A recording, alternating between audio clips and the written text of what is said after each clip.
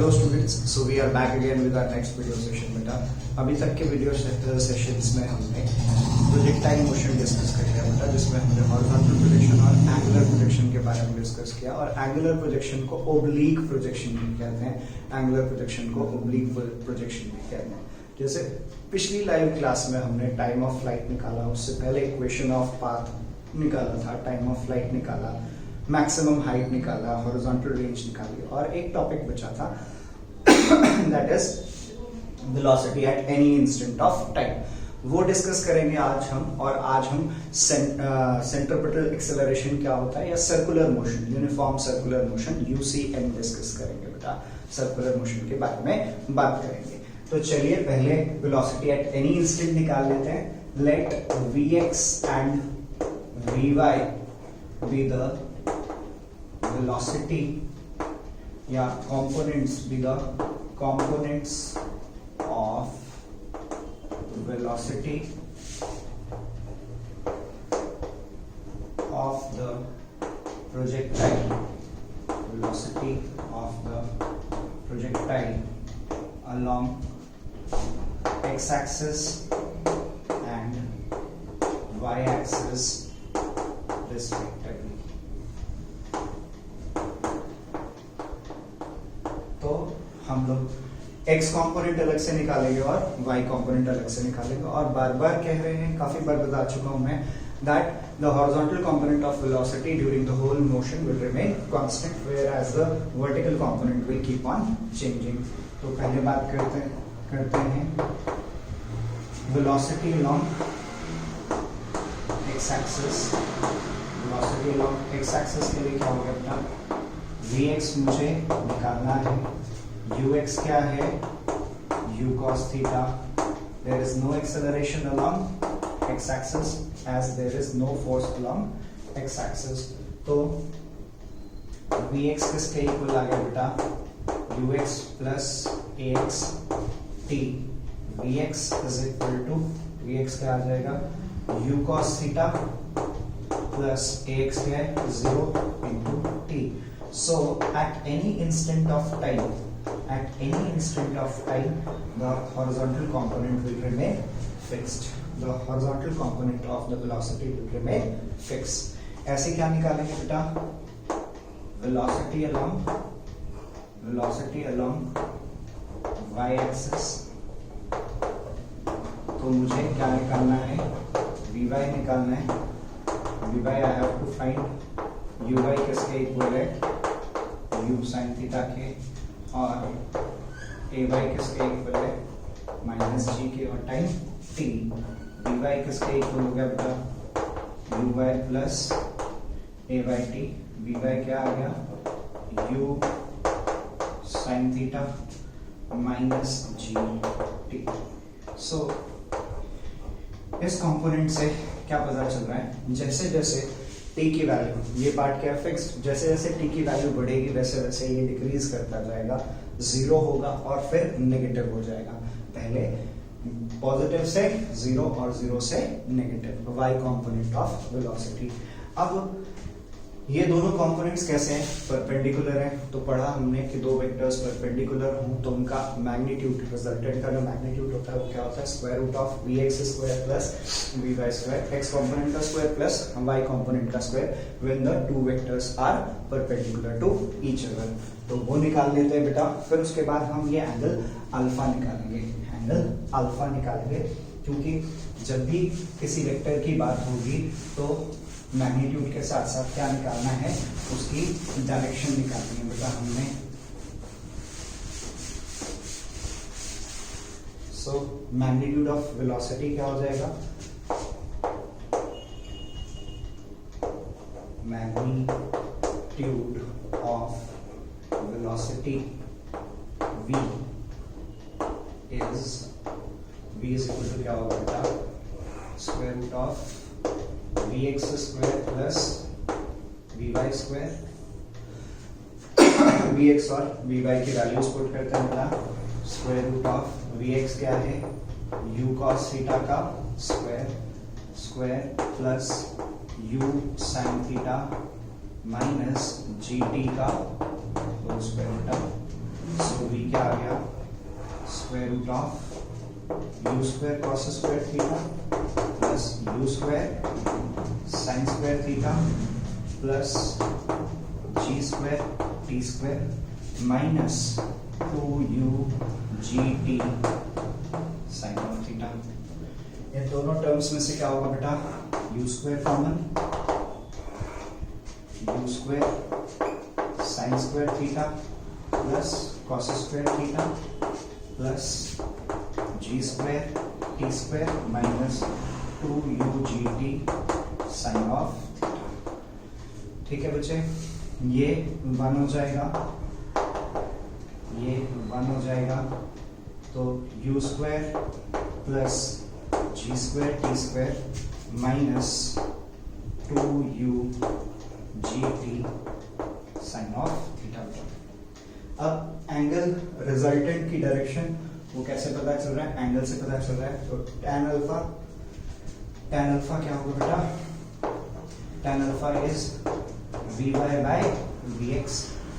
vy क्या था, u sine theta minus gt upon u cos of theta. और क्या लिखेंगे, alpha is tan inverse of u sine theta minus gt upon u cos theta. तो हमने resultant velocity का magnitude निकाल लिया, या जो भी वेलोसिटी है किसी भी इंस्टेंट ऑफ टाइम पे उसका मैग्नीट्यूड निकाल लिया, और अल्फा क्या निकल गई बेटा, उसकी डायरेक्शन निकल गई। ठीक है, so this would bring us to the end of projectile motion. Projectile motion यहाँ पे खत्म होता है। इसके बाद हम लोग डिस्कस करेंगे बेटा, we will discuss about circular motion. चलिए फटाफट सर्कुलर मोशन के बारे में बात करते हैं, और सेंट्रीपिटल एक्सेलरेशन होगा वहां पे, उसका एक रिलेशन फाइंड आउट करेंगे। We will find out the relation for centripetal acceleration.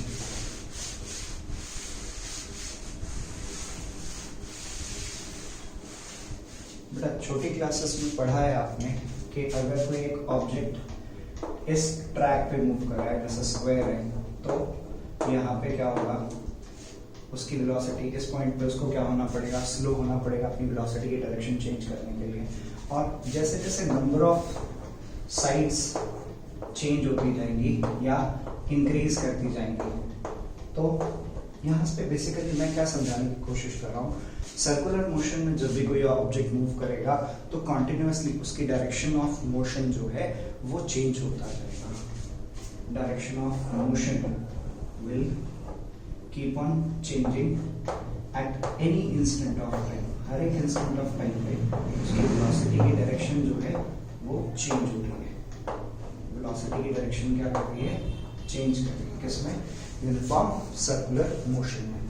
और इसका ये भी एग्जाम्पल है कि किसी एक चीज को आप घुमा रहे हैं, तो जब भी आप उसको छोड़ देंगे, या जैसे आपने एक स्टोन टाई किया किसी एक थ्रेड पे, उसको घुमा रहे हैं आप, और वो जब आप उसको छोड़ देंगे तो वो हमेशा कैसा मूव करेगा, टैंजेंट के अलाउंग मूव करेगा। उसका मोशन कैसा होगा, टेंजेंशियल। इसको आप और चीजों से समझ सकते हैं, जैसे साइकिल के टायर होते हैं, इन रेनी सीजन क्या होगा, जो पार्टिकल्स होंगे या मड के जो पार्टिकल्स होंगे, कीचड़ जो होगा, वो कैसे मूव करेगा। जब कोई कार है या कोई एक व्हीकल है जहाँ पे सर्कुलर पाथ हो रहा है या रोटेशनल मोशन हो रहा है वहां पे, तो वहां पे क्या होगा, पार्टिकल्स कैसे मूव करेंगे, ऑलवेज टैंजेंट के अलोंग मूव करेंगे। ये हमने देखा हुआ है, ये समझा हुआ है।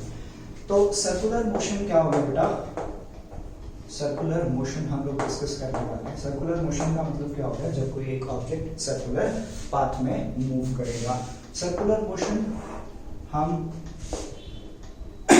कह सकते हैं यूनिफॉर्म सर्कुलर मोशन, या जिसको हम UCM कहते हैं, और दूसरा हो सकता है बेटा non uniform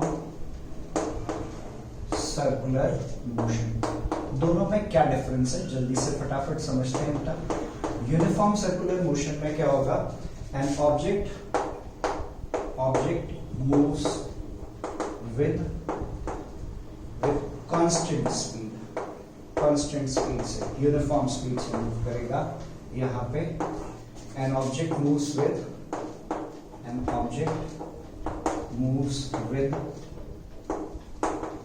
variable speed, changing speed के साथ, ठीक है। और हमेशा ध्यान रखना है जब भी कोई एक ऑब्जेक्ट सर्कुलर मोशन में है या सर्कुलर पाथ में मूव कर रहा है, उसके ऊपर उसको सर्कुलर पाथ में रखने के लिए हमेशा एक फोर्स होगी, centripetal force, which will always be directed towards the centre of the circle. इसको हम प्रूफ करेंगे अभी या समझेंगे कि हमेशा क्या होगा, सेंट्रिपेटल फोर्स या सेंट्रिपेटल एक्सेलरेशन क्या होगा, it will always be directed towards the centre along the radius. The centripetal acceleration will always be directed towards the center along the radius. अब जब कोई एक ऑब्जेक्ट यूनिफॉर्म सर्कुलर मोशन में है तो क्या हो रहा है, यूनिफॉर्म स्पीड से मूव कर रहा है और एक कांस्टेंट वेलोसिटी से मूव कर रहा है, और एक फोर्स है या एक इसके ऊपर एक फोर्स लग रही है, वो कैसे है, it is acting along the centre along the radius towards the centre, और वो जो एक्सेलरेशन है उसको हम लोग बोलते हैं एंगुलर एक्सेलरेशन। कांस्टेंट वेलोसिटी से, कांस्टेंट स्पीड से मूव कर रहा है, कांस्टेंट स्पीड से मूव कर रहा है। हमेशा ध्यान रखना बेटा, velocity is speed plus direction. यहाँ पे स्पीड नहीं चेंज कर रही है, यहाँ पे क्या चेंज कर रही है, डायरेक्शन चेंज कर रही है, इसीलिए इसको हम कह सकते हैं यूनिफॉर्मली एक्सेलरेटेड मोशन भी कहा जाता है। लेकिन जब भी कोई एक object non uniform circular motion में है, उस केस में क्या होगा, एक तो क्या हो गया, टेंजेंशियल एक्सेलरेशन आएगा, क्योंकि स्पीड क्या कर रही है, वेरिएबल है, तो उस स्पीड को बढ़ाने के लिए भी क्या चाहिए, एक फोर्स चाहिए, और एक टेंजेंशियल फोर्स होगी या टेंजेंशियल एक्सेलरेशन होगा, टेंजेंशियल एक्सेलरेशन होगा बेटा, ठीक है। और एसी क्या है यहाँ पे, एसी इज सेंट्रिपेटल एक्सेलरेशन। तो क्या समझा हमने, किसी भी ऑब्जेक्ट को सर्कुलर पाथ में रखने के लिए क्या चाहिए, एक फोर्स चाहिए, which is known as centripetal force, and that force will always be directed towards the center along the radius. अब यहाँ पे क्या होगा, जब नॉन यूनिफॉर्म सर्कुलर मोशन है तो ऑब्जेक्ट का एक टेंजेंशियल एक्सेलरेशन भी होगा। यहाँ पे AT क्या है, 0, AT क्या है, 0 है, यहाँ पे acceleration is 0 along tangential direction के along एक्सेलरेशन क्या है, 0 है। अब यहाँ पे जो रिजल्टेंट एक्सेलरेशन होगा वो ये आएगा, और रिजल्टेंट एक्सेलरेशन किसके इक्वल होगा, square root of AC square plus AT, square root of AC square plus AT square, और फिर इसका एंगल भी निकाल सकते हैं, ये वाला एंगल निकलेगा थीटा, AT बाय AC, ये वाला एंगल अगर कह रहे हैं जो उसकी डायरेक्शन को रिप्रेजेंट करेगा।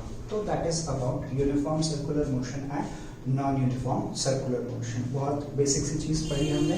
यूनिफॉर्म सर्कुलर मोशन का मतलब क्या हो गया, जहां पे ऑब्जेक्ट क्या कर रहा है, एक कांस्टेंट स्पीड से मूव कर रहा है, और क्योंकि ये सर्कुलर मोशन है बेटा, तो डायरेक्शन ऑफ मोशन हर एक इंस्टेंट ऑफ टाइम पे चेंज होगी, यानी कि वो एक्सेलरेट कर रहा है, इट इज बीइंग एक्सेलरेटेड, ठीक है।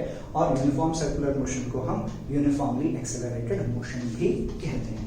अब before going into the derivation, कुछ एक टर्म्स हैं सर्कुलर मोशन में जो हमें जरूरी हैं, उन टर्म्स की बात कर लेंगे हम, ठीक है। इतनी बात आई होप अच्छे से समझ आ गई आप लोगों को। और कभी भी वेलोसिटी की बात कर रहे हैं तो स्पीड प्लस डायरेक्शन, इसमें क्या हो रहा है, स्पीड चेंज नहीं कर रही है, डायरेक्शन चेंज कर रही है। यहाँ पे क्या हो रहा है, स्पीड भी चेंज कर रही है और डायरेक्शन भी चेंज कर रहा है मोशन का, ठीक है। तो जैसे हम लोग लीनियर मोशन की बात करें या मोशन इन 1 डायमेंशन या 2 डायमेंशन की बात करते हैं बेटा, वहां पे हम डिस्प्लेसमेंट की बात करते हैं, वहां पे हम वेलोसिटी की बात करते हैं, वहां पे हम एक्सेलरेशन की बात करते हैं। ऐसे ही सर्कुलर मोशन में बात की जाती है बेटा 3 चीजों की, एंगुलर डिस्प्लेसमेंट, क्या उसने ऑब्जेक्ट ने एंगल मूव किया थीटा, और थीटा किसमें होगा, रेडियंस में। एंगुलर डिस्प्लेसमेंट क्या होगा? Angular displacement of object is the angle moved by the object during circular motion. It is the angle moved by the object during circular motion. किससे denote करेंगे? Theta से। Unit क्या होगी? Radiance. फिर आगे बचे एंगुलर वेलोसिटी। एंगुलर वेलोसिटी क्या हो गया? The rate of change of angular acceleration, angular displacement, rate of change of angular displacement of an object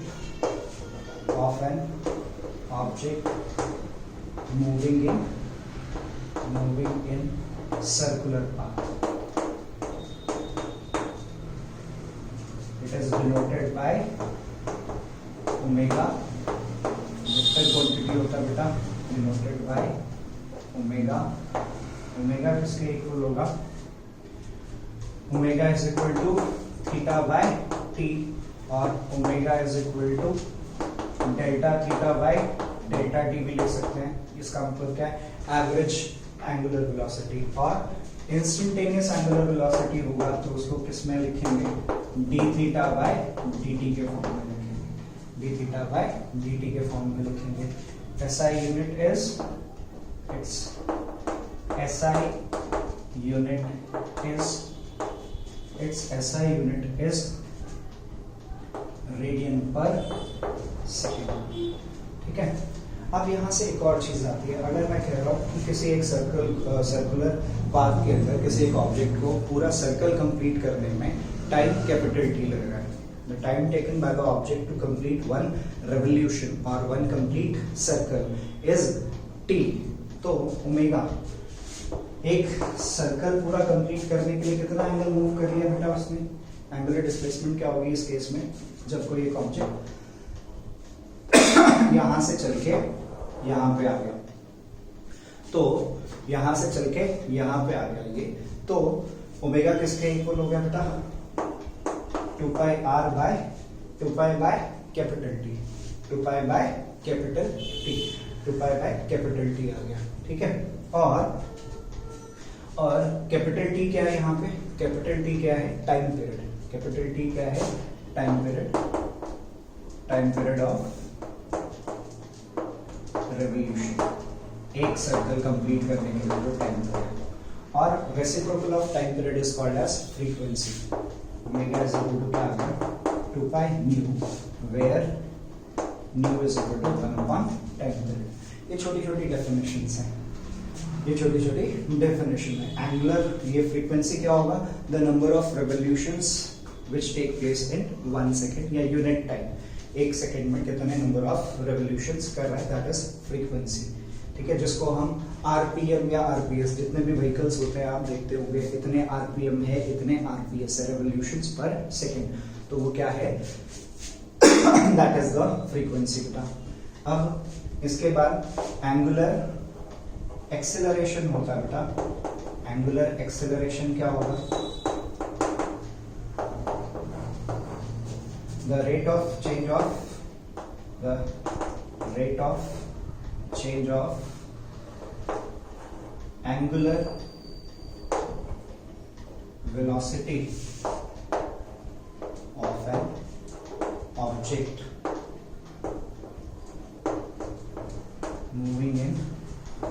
moving in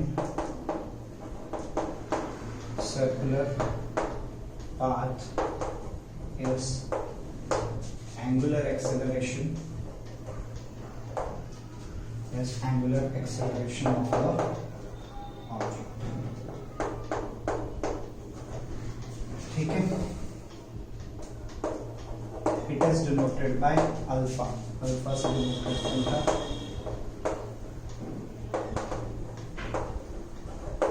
तो अल्फा क्या आ जाएगा? Alpha is omega by t, और alpha is delta omega by delta T, और alpha is d omega by d t. ये क्या है? Average angular acceleration. ये क्या है? Instantaneous angular acceleration. Its SI unit is its SI unit is radian per second square. और बेटा angle की कोई डायमेंशन नहीं होती, तो डायमेंशन क्या हो जाएगी यहाँ पे डायमेंशन क्या हो जाएगी t-1 और यहाँ पे डायमेंशन क्या होगी t-2 और एंगुलर डिस्प्लेसमेंट क्या होगा डायमेंशन लेस। तो ये कुछ एक बेसिक टर्म्स हैं जो हमें समझना जरूरी है before knowing the relation for centripetal acceleration। अब इसके बाद जैसे बताया आपको कि जब भी कोई एक ऑब्जेक्ट सर्कुलर पाथ में मूव करेगा उसके ऊपर क्या लगेगा, एक सेंट्रिपेटल एक्सेलरेशन लगेगा या एक सेंट्रिपेटल फोर्स लगेगी, that will be always directed towards the centre. तो हम उस सेंट्रिपेटल एक्सेलरेशन का रिलेशन फाइंड आउट करेंगे। बेटा देखिए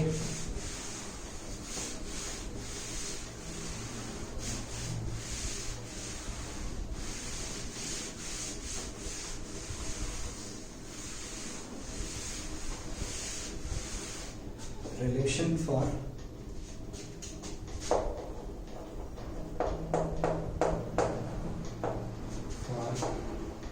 centripetal acceleration का रिलेशन फाइंड आउट करना है। तो हम ये कह रहे हैं कि एक ऑब्जेक्ट है जो सर्कुलर पाथ में मूव कर रहा है, ठीक है। अभी पॉइंट P पे था और अब आफ्टर सम टाइम यहाँ P' पे पहुंच गया। ये लोकेशन क्या है R है और हम बहुत शॉर्ट इंटरवल ऑफ टाइम ले रहे हैं, we are taking a very short duration of time. यहाँ पे वेक्टर्स आपको बड़े दिख रहे हैं लेकिन हम किसकी बात कर रहे हैं, बहुत शॉर्ट इंटरवल ऑफ टाइम की बात कर रहे हैं। सो इसको हमने क्या लिया R' लिया और ये पढ़ा हमने कि जब भी कोई ऑब्जेक्ट सर्कुलर मोशन में होगा रेडियस वेक्टर और वेलोसिटी वेक्टर के बीच का एंगल हमेशा क्या होगा 90 डिग्री, हमेशा क्या होगा 90 डिग्री। ये एंगल मैंने डेल्टा थीटा लिया, ठीक है। अब r p पोजीशन पे वेलोसिटी क्या है v और ये पोजीशन वेक्टर क्या है इसका r, इसका पोजीशन वेक्टर क्या होगा r' और इसका पोजीशन वेक्टर r' हो गया और ये v'। तो अब हम triangle law of vector addition लगाएं तो ये एक्चुअली क्या हो गया delta r which is the change in position vector, ठीक है, चेंज इन पोजीशन वेक्टर। अब r और r' के बीच में एंगल अगर डेल्टा थीटा है तो बेटा v और v' के बीच का एंगल भी क्या होगा डेल्टा थीटा होगा। जैसे क्योंकि r और v वेक्टर के बीच का एंगल क्या है, r और v वेक्टर के बीच का एंगल क्या है, the angle between r vector and v vector is 90 degree, r' v' के बीच का एंगल क्या है 90 डिग्री है। तो ऐसा ही क्या होगा, इफ r और r' के बीच का एंगल डेल्टा थीटा है तो v और v' के बीच का एंगल क्या होगा, that will be delta theta. अब मैं इन वेक्टर्स को ऐसे प्रोजेक्ट कर रहा हूं, ठीक है, या ये शो करने वाले हैं हम लोग that the acceleration will be directed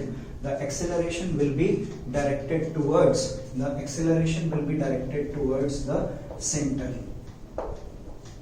ये वेक्टर क्या आ गया v, ये वेक्टर क्या आ गया v' और इन दोनों के बीच का एंगल ये क्या होगा डेल्टा थीटा।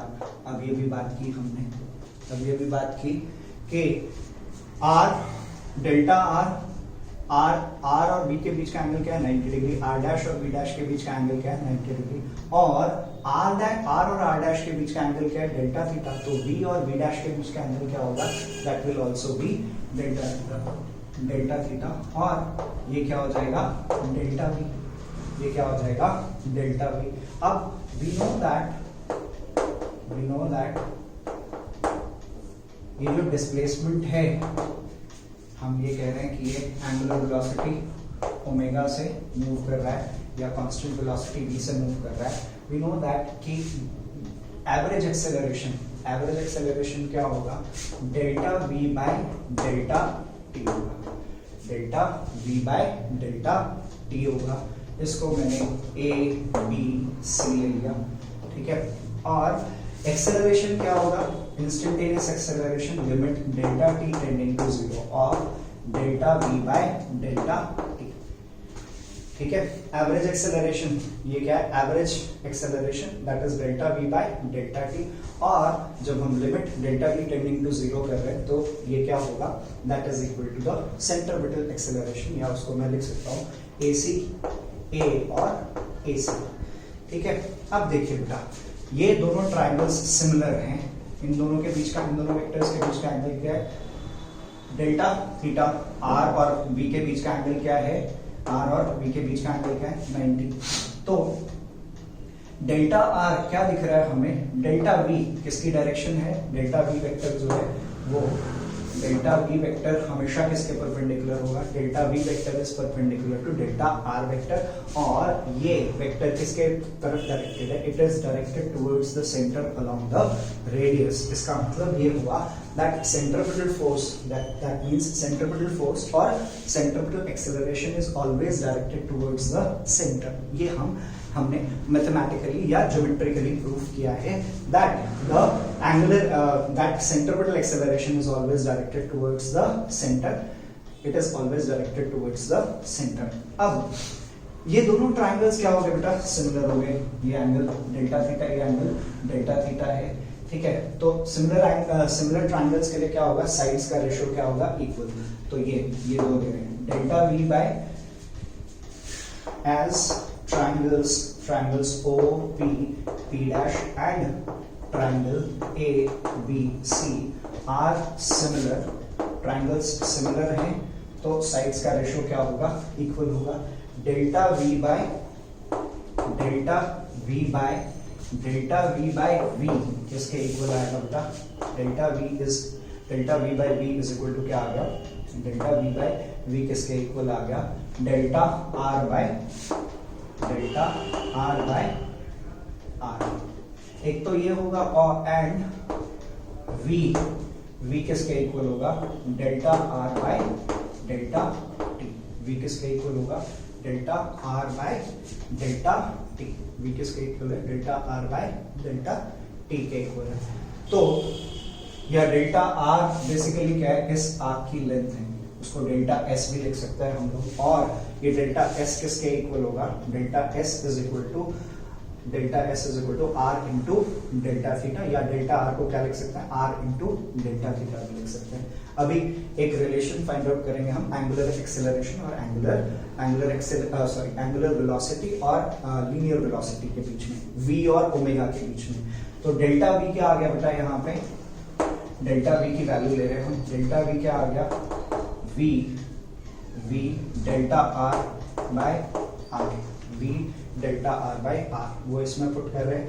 तो AC क्या आ गया बेटा, limit delta T tending to 0, V delta R by R into delta T, यहां से क्या आ गया, V बाय R बाहर आ गया, limit delta T tending to 0, delta R by delta T। और V को ये एवरेज है, और इंस्टेंटेनियस वेलोसिटी जो होगी V किसके इक्वल होगा, limit delta T tending to 0, delta R by delta T। So AC is equal to, यहाँ पे क्या पुट कर दिया, V, AC is equal to V square upon R। This is the relation for centripetal acceleration। ठीक है, अब एक और इसके 3-4 फॉर्मूलेस बनेंगे बेटा, अभी देखते हैं 3-4 फॉर्मूलेस क्या बनेंगे। ठीक है, उससे पहले एंगुलर एक्सेलरेशन, एंगुलर वेलोसिटी और लीनियर वेलोसिटी, मतलब V और ओमेगा के बीच में हम रिलेशन फाइंड आउट करेंगे। तो हमने पढ़ा ओमेगा क्या है, delta theta by delta T. Omega क्या है, delta theta by delta T. और V इज इक्वल टू क्या पढ़ा हमने, डेल्टा S, या V इज इक्वल टू क्या, delta R upon delta T. और बताया आपको delta R when t is small, ये स्ट्रेट दिख रहा है, ये आर्क के फॉर्म में है। सिंस डेल्टा R को क्या लिख सकते हैं, delta R is R delta theta, ये रेडियस है R डेल्टा थीटा। तो V इज इक्वल टू क्या आ गया, R delta theta upon delta T. Delta omega क्या पड़ा, delta theta by delta T, तो v इज इक्वल टू क्या आ गया R omega, v is equal to क्या आ गया आर ओमेगा। ठीक है बेटा, इज दैट थिंग क्लियर? अब AC के फॉर्मूलेज लिख लेते हैं। AC का एक फॉर्मूला क्या था, v स्क्वायर अपॉन r। अब v की वैल्यू अगर r ओमेगा पुट कर दो तो क्या आ जाएगा बेटा, r square omega square upon r से r कैंसिल, AC क्या आ गया r ओमेगा स्क्वायर या ओमेगा स्क्वायर r बेटा। फिर सिंस ओमेगा अभी अभी पढ़ा था हमने, ओमेगा क्या होता है 2 पाई बाय टी, या omega is equal to 2 pi nu, पढ़ा था अभी हमने। ठीक है, ये दोनों वैल्यूज पुट करेंगे तो दो फॉर्मूलेज और आ जाएंगे।